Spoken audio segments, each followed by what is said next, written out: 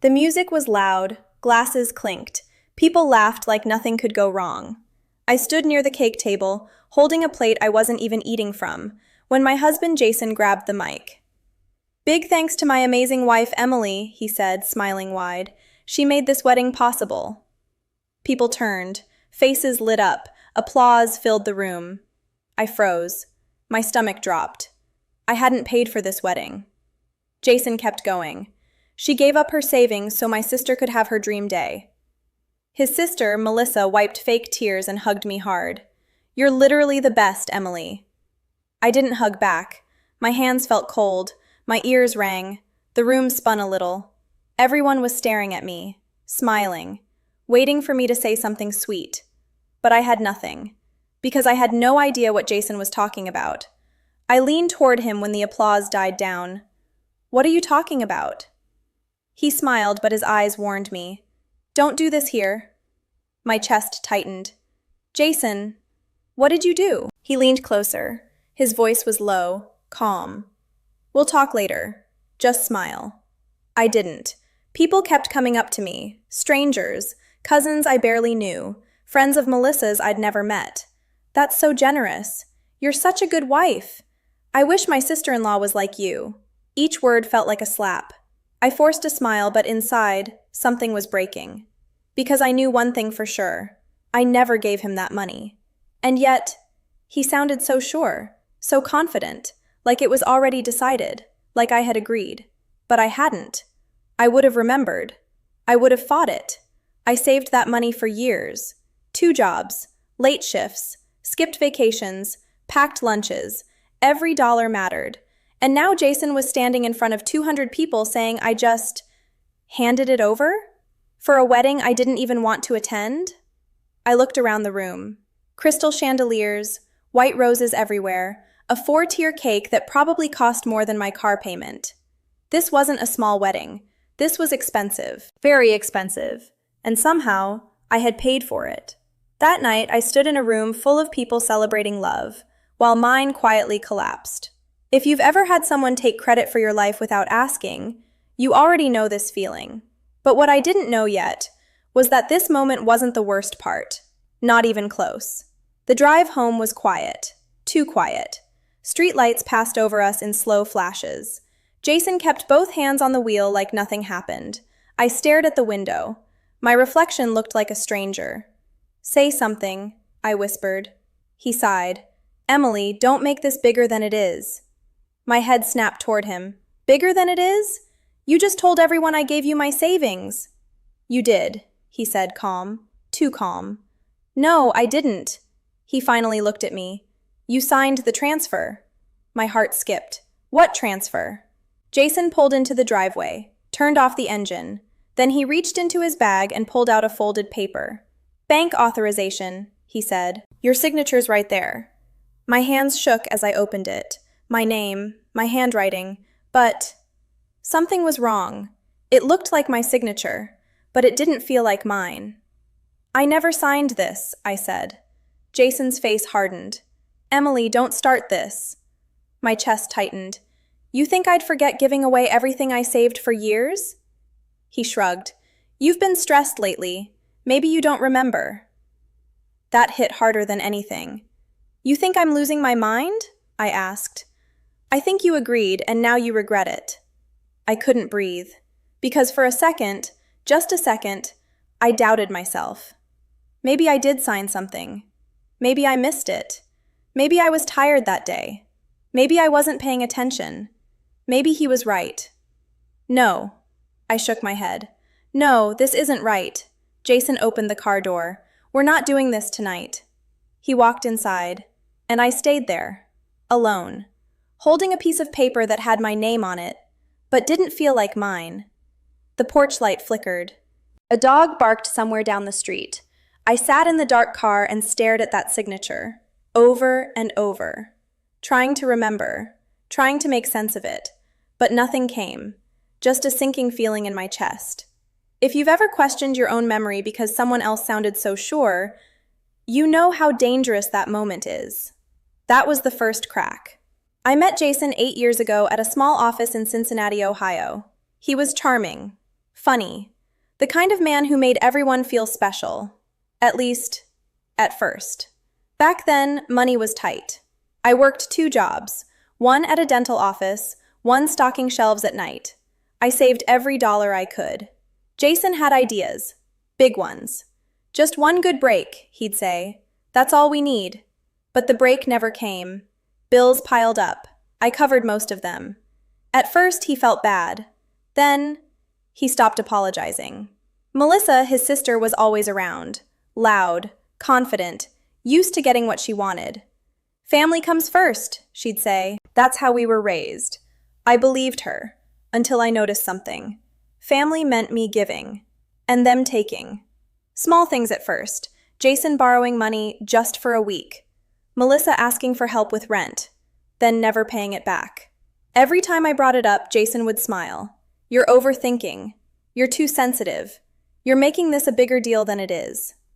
So I stopped asking, stopped pushing, stopped fighting. Instead, I saved quietly. A separate account, my safety net. No one knew about it. Or, at least, I thought no one did. Then came the engagement.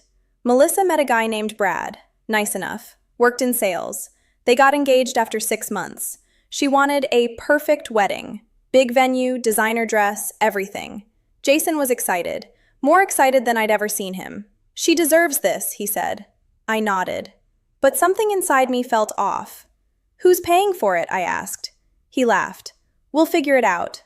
That answer stayed with me. Days later, I checked my account. Still there. All of it. Safe. I remember feeling relieved. Like I had control over at least one part of my life. I even thought about telling Jason, maybe offering to help a little. Just a little. But I didn't. Something told me to wait. And now, looking back, that was the last time I ever felt safe. Because somewhere between that moment and the wedding night, everything changed. And I didn't even see it happening. I didn't see the lies being built, the plan being made, the trap being set. I just kept going to work, kept smiling, kept trusting. And that trust cost me everything. I sat at the kitchen table the next morning, the paper in front of me, my name staring back, my signature, almost perfect. I traced it with my finger. Did I sign this? I whispered to myself. Jason walked in like nothing happened. Coffee? He asked. I looked up. We need to talk, he sighed. Emily, please don't start again. I need answers. He poured his coffee slowly, took his time stirring in cream. You're making this stressful for no reason, my voice cracked. That's my life savings. Our savings, he corrected. No, mine. Silence. That word changed something. Jason set his cup down harder than needed. You're acting selfish. I blinked. Selfish? It's my sister, she needed help. So you just took it? I didn't take it, you agreed. I didn't! My voice echoed through the kitchen. The clock on the wall ticked. The fridge hummed. Then came the doubt again. What if I did? What if I signed something without reading? What if I was distracted? I had been tired lately, working overtime, not sleeping well. Maybe I missed something. I rubbed my temples. I don't remember this. Jason softened his tone. He stepped closer, put a hand on my shoulder. You've been tired lately. You said yourself you feel off. That twisted something inside me, because it sounded reasonable, too reasonable. I looked at the paper again, my name, my handwriting, but still, something didn't sit right. My gut screamed at me, but my brain kept second-guessing, and that's the worst place to be, stuck between what you know and what someone else wants you to believe. If you've ever been made to feel wrong, even when your gut says you're right, don't ignore that feeling. I almost did, and that would have cost me everything. That day, I made a quiet decision. I needed proof, even if it meant proving myself wrong. I took a day off work, didn't tell Jason. I went straight to the bank. My hands shook as I sat across from a woman named Carla. She looked calm, steady, the kind of person who sees things others miss. How can I help you? She asked. I slid the paper across the desk. I need to know if this is real. She studied it carefully. Did you sign this? She asked. I don't think so. Carla didn't react, just nodded. Let's pull your account records. Minutes felt like hours.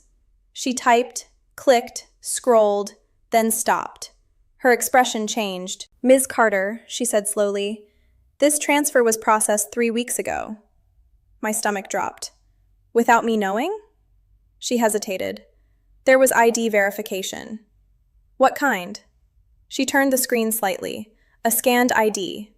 My ID. But the photo wasn't mine. My heart pounded. That's not me. Carla leaned back. Do you have a copy of your ID on file anywhere else? Yes, at home. She nodded. You may want to compare. My chest tightened. Are you saying this is fraud? I'm saying something doesn't match. Those words echoed in my head. Something doesn't match.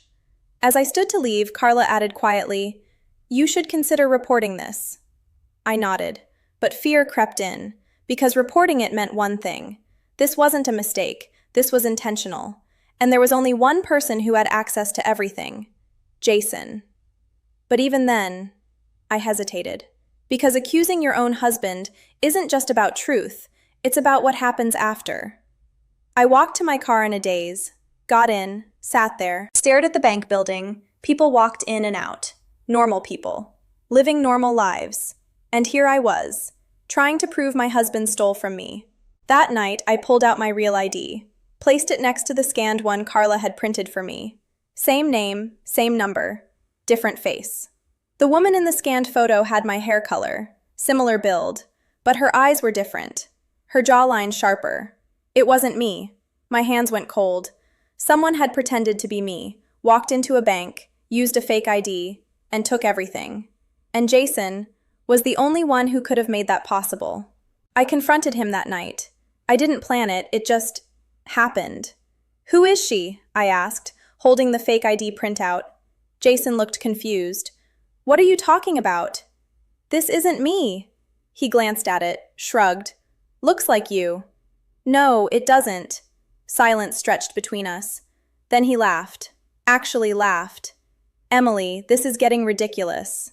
My chest burned. You think this is funny? I think you're spiraling. That word hit hard. Spiraling. Like I was the problem. Like I was losing control. I stepped back. Did you do this? His face changed. Not guilt, not fear, annoyance. I'm done with this conversation, he said. He walked past me. And that's when I saw it. His phone screen. A message. From Melissa. Did she find out? My heart stopped. I grabbed his phone. What is this? Jason tried to take it back. Give it to me. Answer me! He didn't. I scrolled up. More messages. She's asking questions. Just stay calm.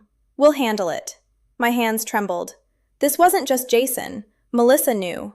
Melissa was involved. I looked up at him. You planned this. Together.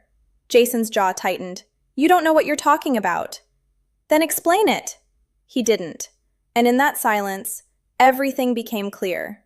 But the twist wasn't just that he knew. It was that he wasn't alone. Melissa was part of it. They didn't just take my money. They planned it. Together. And suddenly, I wasn't dealing with one betrayal. I was surrounded by it. The two people who were supposed to care about me most had worked together to destroy me. I didn't scream, didn't cry. I went quiet. That scared them more. The next morning, I filed a report. Fraud. Identity theft. The words felt heavy, but necessary. Jason tried to stop me. You'll ruin everything, he said. I looked at him. You already did. Melissa called me later. Her voice sweet. Fake. Emily, let's talk. No. You're overreacting. I hung up. Days passed. Then came the notice. Court hearing scheduled. My hands trembled reading it. This was real. This wasn't just a fight anymore. This was legal. And I wasn't ready. I almost backed out, almost called it off. Because part of me still loved him, still hoped there was some explanation, some version of the truth where he didn't betray me. But deep down, I knew. I kept replaying everything in my head. The wedding, the speech, the fake signature, the messages. All of it pointed to one thing. They used me. And then something unexpected happened. Carla called me. I found something, she said. My heart raced. What? There's a second signature on file. What do you mean? It's yours, but from a different document. I swallowed hard. And? They don't match. That was it. The confirmation I needed. But also, the point of no return. Because now, it wasn't just my word, it was proof. And once proof enters the room, everything changes. I asked Carla to send the files to my lawyer. She did. Within hours, my lawyer called back. Emily, this is solid. We can win this. I didn't feel relief. I felt sadness. Because winning meant losing everything else. My marriage, my trust, my history.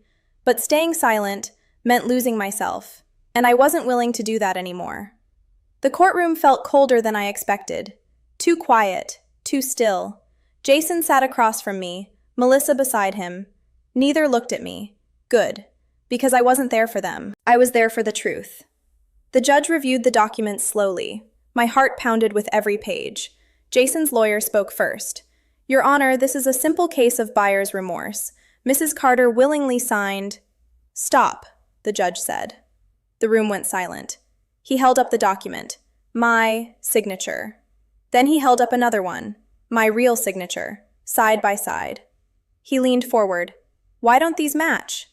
Silence. Jason shifted in his seat. Melissa looked down. No one spoke. Because there was nothing left to say. The judge turned to me. Did you authorize this transfer? My voice shook, but I answered, no. Then something unexpected happened. The judge didn't look angry, he looked disappointed at them. This isn't a misunderstanding, he said slowly. This is fraud. The word echoed. Fraud. Jason finally spoke. Your Honor, I can explain. Please do, the judge replied.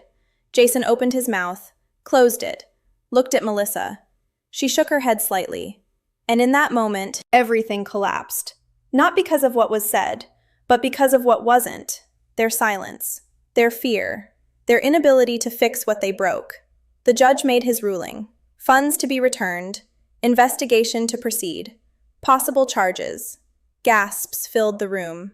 But I didn't react, because the real moment was already over. The power had shifted, not through anger, not through revenge, but through truth. And for the first time in a long time, I felt steady. Jason stood.